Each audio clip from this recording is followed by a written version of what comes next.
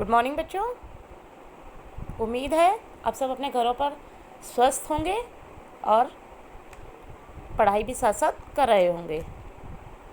तो इसी विषय में आज हम अपने 9th क्लास में विज्ञान का प्रथम पाठ जो कि है हमारे आसपास के पदार्थ के बारे में चर्चा करेंगे। हम अगर अपने आसपास देखें तो हमें विभिन्न प्रकार के वस्तुएं दिखाई देती हैं जिनकी आकृति, बनावट और आकार सब अलग अलग होते हैं। वैज्ञानिक रूप से ये सभी वस्तुएं क्या कहलाती हैं?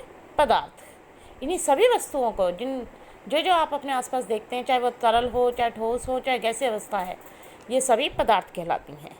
यानी कि जिस हवा में हम सांस ले रहे हैं, चाहे वो पानी है जो आप पी रहे हैं, रेत के कण हो, ज़मीन है, पशु है, कोई पक्षी है, या अपने आसपास कमरे में या घर में जितने भी प्रकार की चीज़ें हैं, टीवी, अलमारी, ट्रंक, पेन, पेंसिल, कॉपी, ये सभी पदार्थ के ही उदाहरण हैं। आदिकाल में यानी पुराने समय में वस्तुओं या पदार्थों में इनको 5 मूल तत्वों में वर्गीकृत या बांटा गया था। इन्हें पंच तत्व यानी 5 तत्व कहा गया था।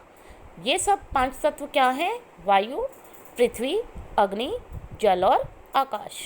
पदार्थ सजीव हो सकते हैं यानी उनमें जान हो सकती है, वो चल फिर सकते हैं, या फिर निर्जीव हो सकते हैं यानी जिनमें जान नहीं है। तो आधुनिक वैज्ञानिकों ने पदार्थ को भौतिक गुणधर्म और रासायनिक गुणधर्म के आधार पर बांटा है कि उनकी भौतिक प्रकृति कैसी है पदार्थ की किसी की, या उसमें रासायनिक प्रकृति यानी वो किसी वायु या आग या कैसे वो किसी के साथ रासायनिक अभिक्रिया करता है। तो इस आधार पर इनको 2 वर्गों में बांटा गया है। इस पाठ में हम पदार्थ के भौतिक गुणों के ही चर्चा करेंगे, जिस आधार पर इनके पदार्थ का भौतिक स्वरूप कैसा होता है, यानी जो पदार्थ है वो भौतिक रूप से कैसे दिखाई देता है। तो पदार्थ कणों से मिलकर बना होता है, ये कैसे सिद्ध कर सकते हैं हम? बहुत समय तक जो वैज्ञानिक थे उनकी 2 विचारधाराएं थी कि जो पदार्थ है वो लकड़ी के टुकड़े जैसे सतत मतलब लगातार एक जैसे टुकड़ा होता है वैसे हो सकते हैं, या कुछ लोगों का मानना था कि जो ये पदार्थ है या वस्तु है कोई भी, ये कणों से मिलकर बने होती हैं। तो हम कैसे सिद्ध करेंगे? तो आइए हम एक एक्टिविटी करें। आप अपने घर में एक आधा कप पानी ले लें, उसमें चीनी या नमक घोल लें। आप क्या देखेंगे कि चीनी या नमक जो आपने 1 चम्मच या 2 चम्मच जो भी घोली है उस पानी में, वो अपने आप ही कहीं चली जाती है, वो कहाँ गायब हो जाती है। और दूसरी ध्यान देने योग्य बात है कि जो पानी का जो स्तर है या जो लेवल है उसमें कोई अंतर आता है? तो हम देखेंगे पानी के लेवल में या स्तर में कोई भी परिवर्तन नहीं आता, और जो चीनी या नमक है वो कहीं गायब नहीं होते हैं, वो उस पानी के जो बीच में रिक्त स्थान है या जो कणों के बीच में जो खाली जगह रहती है उनमें जाकर ही समावित हो जाते हैं या उसमें ही घुल जाते हैं। तो ये सिद्ध कर रहा है कि जो पदार्थ है वो कणों से मिलकर बने होते हैं। आइए अब हम बात करते हैं। अब हमें पता चल गया है कि जो पदार्थ है वो कणों से मिलकर बने हैं, तो अब ये बताते हैं कि जो पदार्थ के कण हैं वो आकार में होते कितने हैं, उनका साइज़ यानी आकार कैसा होता है। तो दूसरा पॉइंट है पदार्थ के कण कितने छोटे होते हैं। तो इसको प्रमाणित करने के लिए या इसके बारे में जानने के लिए हम देख सकते हैं कि हम पानी ले सकते हैं थोड़ा, उसमें 2 चम्मच डेटॉल या 2 डाट डेटॉल की घोल दें। फिर उसमें से ही 2 डाट लेकर आप 50 ml पानी में ही, जितना पानी पहले लिया है जैसे 50 ml पानी ले लें और 2 डाट उसमें डेटॉल घोल दें, और इसी वाले पानी में से ही आप 2 डाट निकाल लें और अलग रख लें, और फिर अलग से आप 45 ml पानी ले लें और इसमें अब वो 2 डाट को घोल दें। फिर ऐसे ही 5 ml और लेके इसमें से दूसरे वाले में से 45 में फिर घोल दें। तो ऐसे ही 50-50 का आपको मिश्रण पता लगता जाएगा। और जो डेटॉल की गंध है, जब आप इसको कई बार करते जाएंगे तो आपको पता लगेगा कि जो महक है वो थोड़ी कम होती जाएगी। तो जो स्ट्रॉन्ग स्मेल थी डेटॉल की वो धीरे धीरे कम हो रही है। तो ये भी है कि जो डेटॉल की इतनी सी मात्रा से ही आप पानी की जो इतनी महक आ रही है, वो आप काफ़ी पानी की मात्रा को भी आप सुगंधित कर सकते हो या इस्तेमाल कर सकते हो। अतः हमें महक आना लास्ट में बंद हो जाएगी। क्यों? क्योंकि ये जो कण है वो अंत में विभाजित होना बंद कर देंगे। ये इस अवस्था में ये कण और छोटे छोटे भागों में विभाजित नहीं हो सकते। ठीक है बच्चों, तो इससे ये सिद्ध होता है कि जो कण होते हैं पदार्थ के, वो बहुत ही सूक्ष्म होते हैं, जो हमें दिखाई नहीं देते हैं। अब हम पदार्थों के अभिलाक्षणिक गुण, अर्थात ऐसे गुण जो उनके कैरेक्टर्स होते हैं, यानी जो उनमें घुले होते हैं, जिससे कोई पदार्थ के बारे में हमें पता लगता है। तो पदार्थ जो है, अब हमें पता है कि पदार्थ के जो कण हैं उनके बीच में रिक्त स्थान होता है। तो पहला यही गुण है इसका कि पदार्थ के कणों के बीच में रिक्त स्थान होता है।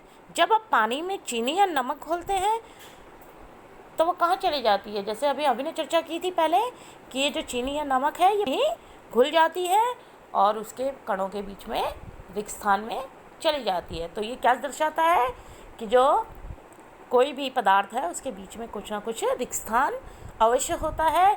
ये उसकी अवस्था पर भी निर्भर करता है, चाहे वो ठोस है, तरल है या द्रव है या गैसीय अवस्था है। तो तीनों में अलग अलग रिक्त स्थान होगा। कण जो हैं वो गतिशील होते हैं, कि जो पदार्थ के कण हैं वो स्थिर नहीं होते हैं, वो हमेशा चलते फिरते रहते हैं, गति करते रहते हैं, मूवमेंट में होते हैं। तो अगर हम जैसे घर में धूप बत्ती वगैरह जलती है या अगरबत्ती जलती है, तो लेकिन उसकी जो महक है वो आपको दूर तक आराम से, दूर बैठे हो तो भी आपको उसकी अच्छी सी सुगंध सूंघने को मिल जाती है। ये कैसे पॉसिबल हुआ है? ये इसलिए पॉसिबल हुआ है कि जो खुशबू है इसकी वो अपने वायु के कणों के साथ मिल जाती है। तो आप दूसरी एक्टिविटी भी कर सकते हैं कि स्याही की कुछ बूंदें ले लें और उसे पानी में डाल दें। वो कहाँ जाएगी? वो पानी में घुल जाती है।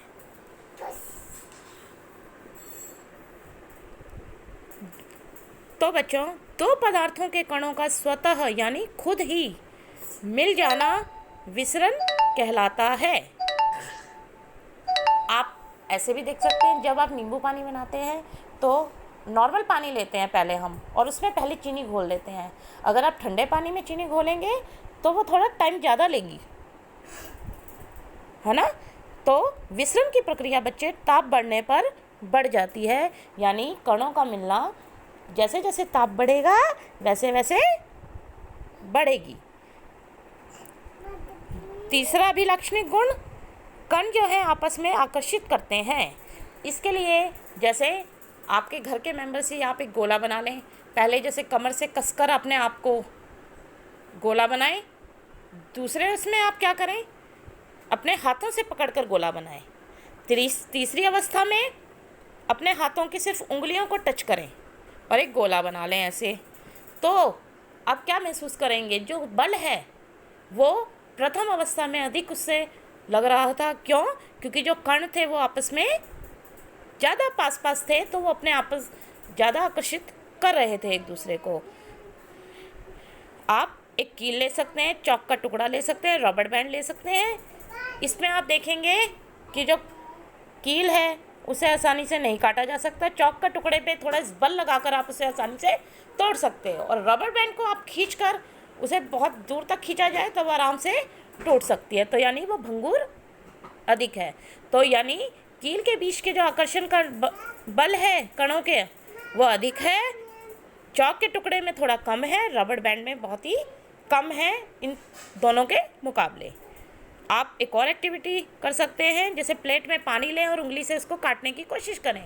पानी जो है वो आसानी से रुक जाएगा, एक साइड ऐसे कट सा जाएगा। क्यों? क्योंकि जो तरल अवस्था है यानी द्रव है, उसके जो बीच के कणों की आकर्षण बल है वो कम होता है। तो it's enough for today. We will meet again. Have a nice day.